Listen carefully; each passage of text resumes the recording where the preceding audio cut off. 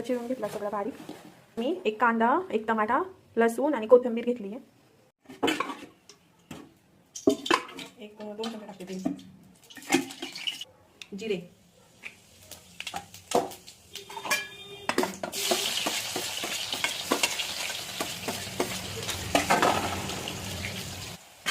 लसूण टाकते,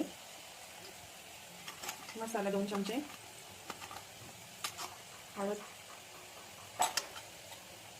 मीठ, लाल तिखट थोडंसं टाकायचं आणि धुतलेले धुवून घ्यायचं 2 वेळा शिजल्यावर।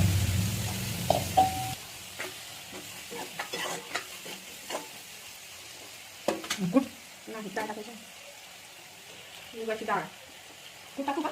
थोडंसं मी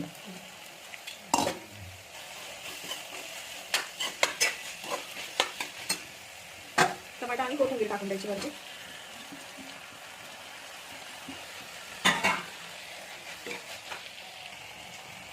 थोडासा तूप टाकायचा, 2 चमचे टाकते। तर ह्याच्या वाफेवर पाणी ठेवते।